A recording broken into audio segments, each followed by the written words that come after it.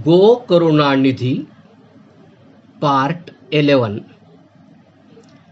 Encounter between the killer or the meat eater and the savior or the vegetarian. The killer says, God has created all this world, including animals, etc., for man, and man has been created for devotion to him. So there can be nothing wrong in flesh eating. The Savior says, brother, listen. Hasn't the same God created the bodies of the animals, etc., as has created your body? If you suggest that animals and the like creatures have been created for you to eat, then on the same lines we can suggest that you too have been created for the carnivorous animals, because as you love their flesh, so do lions, vultures, etc. love yours. Wherefore should you then not be for their food? The killer. Mark, God has made human teeth as sharp as those of the carnivorous beasts, which goes to show that human beings are justified in eating fish. The Savior. Are you just like the lion and the like animals whose teeth you compare with yours to prove your point? Just see. You belong to the human species while they belong to the animal species. You have 2 legs but they have 4. You can discriminate truth from untruth through the acquisition of knowledge, but they can't. Besides, the example cited by you is not appropriate. If you compare teeth, why don't you compare the teeth of a human being and those of a monkey? See, monkeys have teeth like those of a lion or a cat, etc., yet they never eat flesh. Man and monkey are largely similarly in form. Monkeys have hands, feet, nails, etc., much as humans. That is, in fact, how God has sought to instruct human beings through example, that just as monkeys never eat flesh but always subsist on fruit, etc., so they also should. No other example fits the human beings in every detail as much as that of a monkey. Thus, it is very proper for human beings to give up eating flesh together. The killer. See, the carnivorous beasts and humans are physically strong while the herbivorous ones are weak. That is why one should eat meat. The Savior. Why? Under the influence of unintelligent ideas and impressions, don't you think aright? Just mark. The tiger feeds on flesh while the wild boar and the wild buffalo never eat flesh. But if a tiger charges on a crowd of people, it can kill only one person or 2, and it falls when struck with a bullet or 2, or with a blow or 2 of the sword. On the other hand, a wild boar or a wild buffalo, when it charges upon a crowd of people, kills a number of men mounted or on foot, but does not himself fall an easy victim to even numerous bullets or blows of spears, swords, etc. Besides, the tiger is scared of them, that is, wild boar and buffalo, and slinks away. They, however, are not afraid of the tiger. And if you want it to be proved by the practical testimony, you may arrange a wrestling bout between a flesh eater on the one hand and a pure vegetarian Chaube of Mathura, one who lives on milk, butter, and cereals, on the other. The probability is that the Chaube will throw the flesh eater on his back and mount on his chest. Then it will be proved which food gives greater strength and nourishment and which ones less. After all, you should consider whether the husk gives greater nourishment or the juice and the core. Flesh is just like the husk, while milk and butter are the very essence. And if you eat the latter two properly, they give greater strength and vitality than meat. Then why should not meat eating be regarded as a useless, injurious, unjust, sinful, and heinous practice? The killer says, there is no harm in eating flesh at a place where nothing but flesh is available, or in case of an emergency, or as an aid to cure some disease.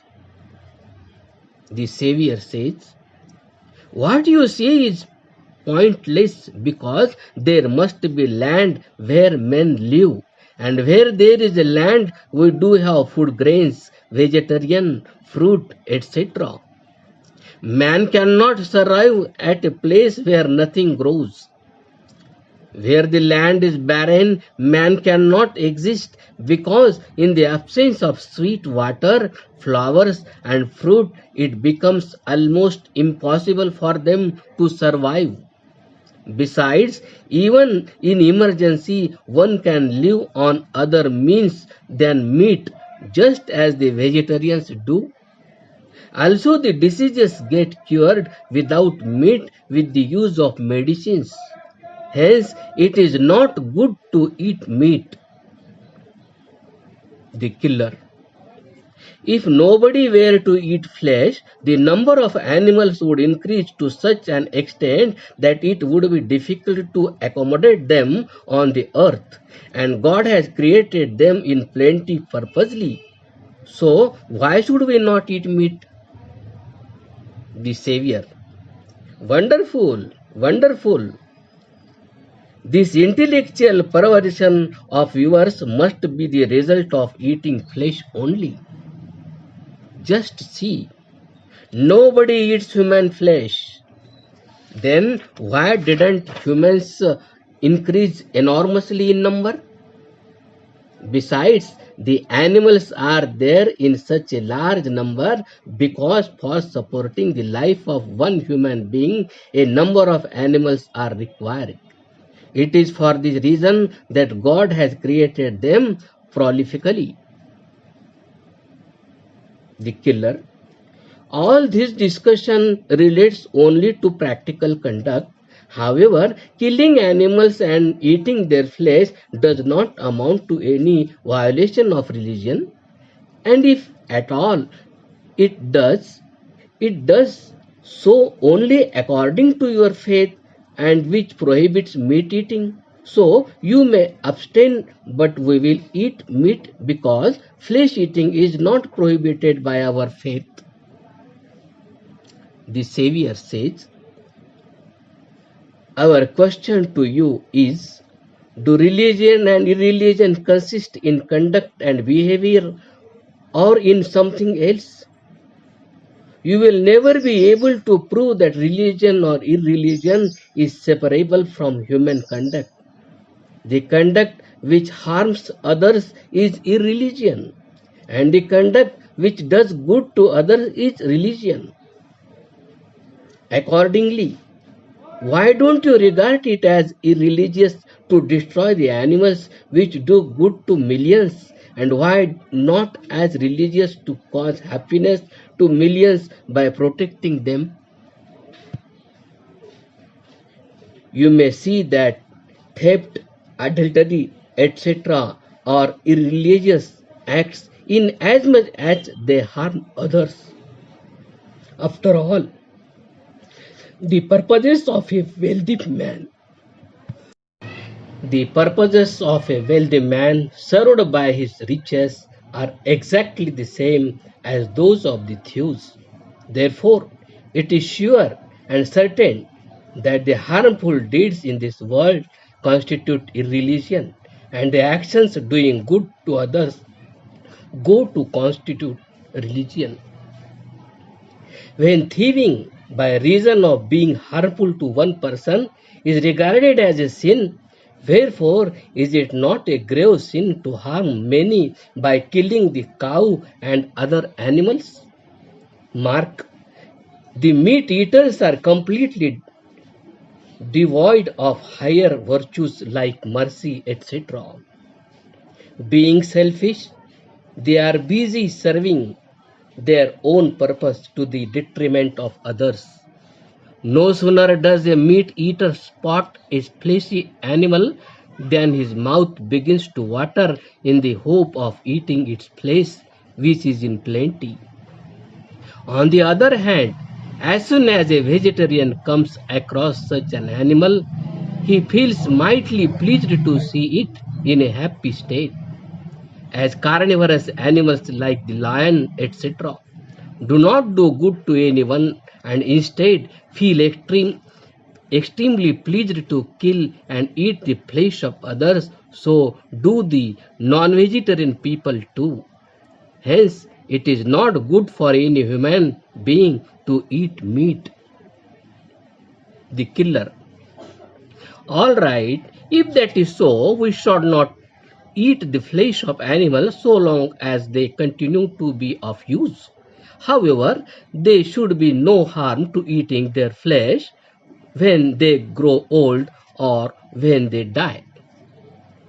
The Savior says, just as it is sinful to kill old parents and eat their flesh, likewise it is also a sin to kill and eat old animals instead of looking after them properly. Also, eating the flesh of dead animals is bound to turn a person's mind violent so that he will not be able to escape the sin of slaughter. So, in no case should one eat flesh. The killer. Should we or should we not eat the flesh of those animals and birds which live in the jungle and which are of no use to anyone and on the contrary are rather harmful? The Savior. No, we should not, because they too can be useful. Mark, a pig, a cock, a peacock, etc. do varied good by cleaning or killing snakes, etc. And thus each one carries out more of cleaning and purification than 100 scavengers. If someone else eats the food meant for a human being, it amounts to deprivation of the latter of his due. Much on the same lines, the interests of the beasts of prey are adversely affected if their food, which consists in the flesh of animals and birds living in the same jungle, is snatched away. If we use the animals and the birds living in the forest intelligently and thoughtfully, we can derive varied good from them also. For this reason, if for no other, meat eating should be completely prohibited. After all, why should those animals which yield milk, etc., for our consumption be not respected like our parents? It is evident from God's creation that the existence of a larger number of animals and birds than of human being is for our general good. The reason is that God has created the food for animals such as grass, trees, flowers, fruits, etc. in a larger quantity than the food for human beings, which food, besides, grows by itself without any plowing, seeding, and watering, and God causes it to rain to there, so that you may take it that God intends not to kill them, but only to protect them. The killer agreed that the man who himself kills animals and eats their flesh is undoubtedly a sinner, but the action of a person should not be amount to sin if he purchases the meat with money or makes an offering of it on the altars of God Bhairava, the goddesses Chamunda, Durga, and Jakhaya, and eats it or eats it in the way prescribed in Vamamarga faith, or after dedicating it to other gods at a yajna, because that is eating meat as prescribed by the religion. The Savior: if nobody ate flesh, and if nobody preached or sanctioned flesh eating, animals, etc., would never be killed. The practice of animal slaughter would stop but for the general misguidance of the people, sale of flesh, and attendant monetary gains. The following is the scriptural authority in this regard. अनुमंता निशसिता निहंता क्रय विक्रयी संस्कृता चोपहर्ता च खादकश्चेति घातकाः. Manusmriti, verse 51. This means that the 8 agents who are killers and hence sinners are: one who permits slaughter, one who chops the meat, one who kills the animal, one who buys it for killing, one who sells it only to be killed, one who cooks the meat, one who serves it, and one who eats it. And it is also an act of grave sin to eat meat, to kill or get animals killed, even for the sake of God Bhairava and the like.